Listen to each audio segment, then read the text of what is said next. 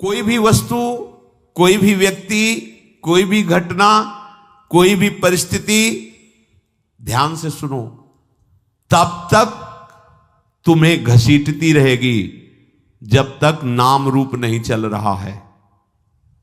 नाम आराध्य देव का रूप प्रभु। आचार्य चरण कह रहे हैं, सब शोहित निष्काम मति, श्री वृंदावन विश्राम, श्री राधा वल्लभ लाल को हृदय ध्यान मुख।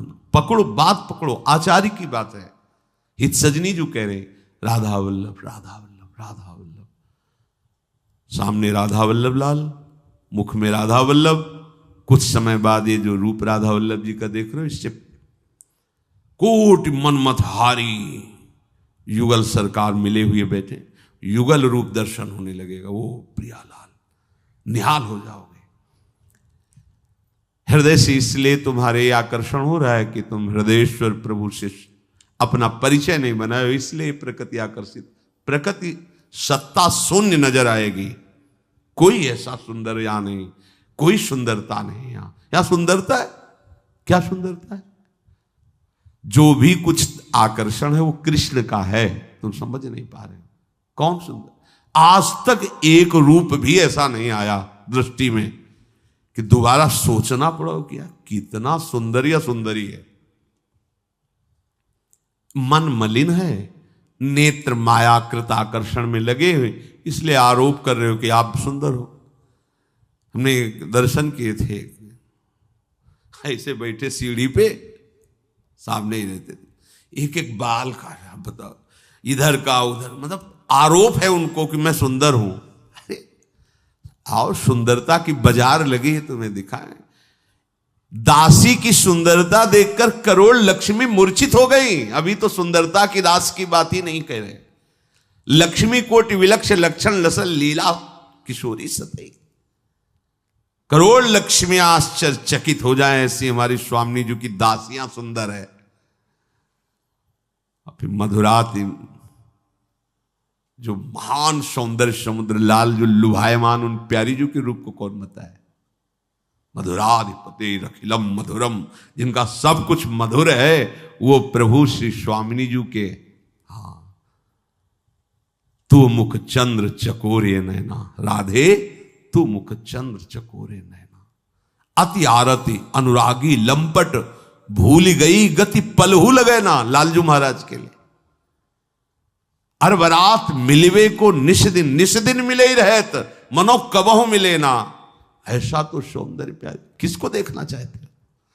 कोई व्यक्ति यदि तुम्हें लुभायमान कर रहा है तो तुम भगवत विमुख हो। इसलिए कोई वस्तु तुम्हें प्रिय लग रही, लुभायमान कर रही, उसका कारण है भजन नहीं है तुम्हारे अंदर।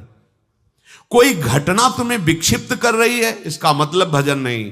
कोई परिस्थिति तुम्हें प्रभावित कर रही, इसका मतलब हरि भरोसा नहीं।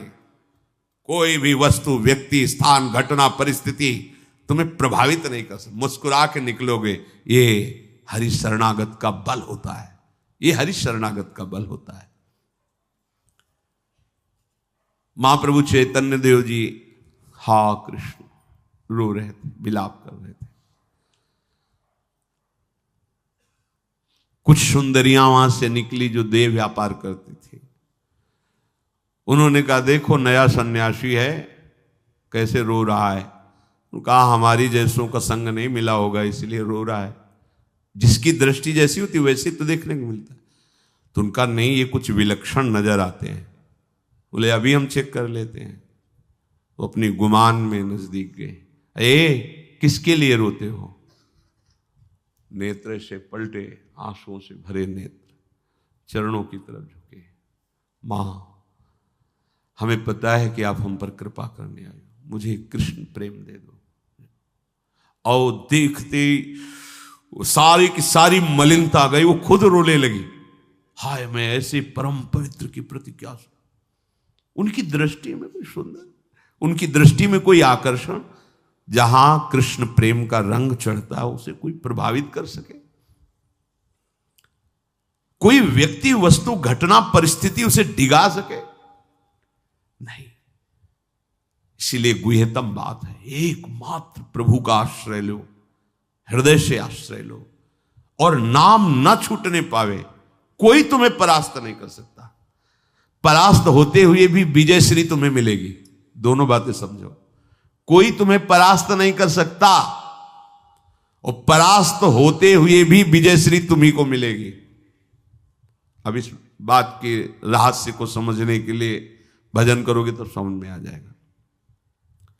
प्रत्यक्षावगमम, इसका फल प्रत्यक्ष होता है, भविष्य में नहीं। जो उपासक, ध्यान दीजिए, प्रभु का आश्रय लेकर प्रभु का भजन करता है, जितना दृढ़ आश्रय होगा उतनी विलक्षणता उसको अनुभव में आने लगेगी। यदि आपको नहीं आ रही तो अभी आप भगवद आश्रित नहीं है। देख लीजिए, अंदर ढूंढ लीजिए, थोड़ा भी कोई बल होगा तो ये बल प्रकाशित है, जब ये बल प्रकाशित होगा तो चमत्कार हो जाएगा। क्या होता है कि जैसे आप हमसे 20 साल पहले मिले, 5 मिनट वार्ता की आपने देखा, अब आप जब 20 साल बाद मिलोगे तो आपकी दृष्टि वही रहेगी, 20 साल पहले वही आदमी है। ये यहां 20 मिनट में बदलाव हो जाता है। 20 मिनट पहले वो व्यभिचारी था, 20 मिनट बाद वो हो सकता है ब्रह्मबोध हो चुका हो। कृपा के लिए सेकंड काफी होता है उसका। जैसे अल्लजी कोलजी का चरित्र सुना, उनमें वो सब खाते पीते थे, तो एक घृणित जीवन, लेकिन पूर्व का भजन इतने जोर का था कि केवल इतना ही प्रमादयुक्त जाना था, इसके बाद सीधे। यही तो भगवान की कृपा होती, भजन की कृपा होती। भजन कभी नष्ट नहीं होता। क्या चरित्र था उनका, राजा के साथ रहना, मदिरा पीना, मांस खाना, वो सब। स्थिति कहां है? भगवान की हर समय नजर है उन पर। क्यों? क्योंकि पूर्व में भजन करते रहे, इच्छा जागृत हो गई तो दिखा दिया भगवान ने कि देख। देखो एक चीज समझना, आप धैर्यपूर्वक समझना, भगवान अपने पट्टे को कमजोर नहीं रखते, ध्यान रखना। भगवान का चेला कमजोर नहीं होता। कैसे कमजोर? तुम्हारी इतनी हृदय की महान स्थिति होनी चाहिए, पूरी सृष्टि के हर विकार तुम्हारी दृष्टि से गुजर जाएं और तुम्हारे मन में कोई वासना जागृत न हो, तब तो माना जाएगा कि गुरु के पट्टा हो। फिसड्डी थोड़ी काम होता है कि पशु पक्षियों की क्रीड़ा देखी और तुम मोहित हो गए। अभिमान करोगे तो भले ऐसा कुछ हो जाए, नहीं तो स्वामिनी जी के चरण आश्रित हो। विश्व का कोई भी भोग, सौंदर्य, परिस्थिति, व्यक्ति, घटना तुम्हें प्रभावित कर ले तो तुम दास कैसे हो? तुम कैसे दास हो? नहीं, पक्का विश्वास कर लीजिए, जिस समय आप हृदय से हमारे प्रभु के आश्रित हो जाएंगे, एक चमत्कार प्रकट हो जाएगा, एक विलक्षणता आ जाएगी। देख लेना, आश्रय में बहुत बड़ा बल है, पर यह मिलता नहीं है बिना गुरु कृपा के। कहीं ना कहीं परिचय, व्यवहार का आश्रय, धन का आश्रय, जगत का आश्रय, संबंध, ये बड़ा प्रपंच है। गुरु कृपा से एक ही कैंची में पूरे संबंध कट जाते हैं, पर उसका कृपा का आश्रय कोई ले ले तो ना, नहीं तो फिर वही बात आ जाएगी कि दोष दृष्टि। देखो फंसा लिया ना। अगर गुरु से फंस जाओगे तो माया से छूट जाओगे, गुरु से फंस जाओगे तो इष्ट के अधीन हो जाओगे, अगर गुरु से स्वतंत्र हो जाओगे तो माया परतंत्र कर देगी। जो जितना, देखो भगवान कह रहे हैं प्रत्यक्षावगमम, प्रगट में इसका फल है, बाद में क्यों? प्रगट में क्या फल? जितना समर्पित हो जाओगे आप में विलक्षणता आने लगेगी। जीते जी परम गति का अनुभव हो जाएगा कि मैं जीवन मुक्त हो गया। ऐसा थोड़ी होता है कि अब पता नहीं हमारी क्या गति हुई, ऐसा नहीं होता। फाइनल हो जाता है हृदय में, हो गया काम। देखो काकभूषण जी गरुड़ जी से कह रहे हैं, अब कृत्य कृत्य भयो, हो गया, हमारा हो गया, सुखी न भयो उभय की नाई। वो हृदय नाचने, हो गया काम, हो गया, कहीं आसक्ति नहीं, कोई चाह नहीं, वो हो जाता है, वो अंदर पता चल जाता है कि हाँ हो गया काम, हो गया। प्रत्यक्ष में मीरा जी कहते, जाने मोरी छाती, मैं किससे बताऊं गिरधर मुझे कितना प्यार करते हैं। वही बोल रही, जो मैं ऐसा जानती प्रीति के दुख होए, नगर ढिंडोरा पीटती है। कैसे समझ पाओगे महापुरुषों की बात है? कभी भजन नहीं करेंगे इसका, यह ऐसा ही है। मैं इसे कभी नहीं देखूं, कभी नहीं बोलूंगी, कभी। महाप्रीति है, महाप्रीति। उसी समय वो महाप्रीति में बोल रहा है।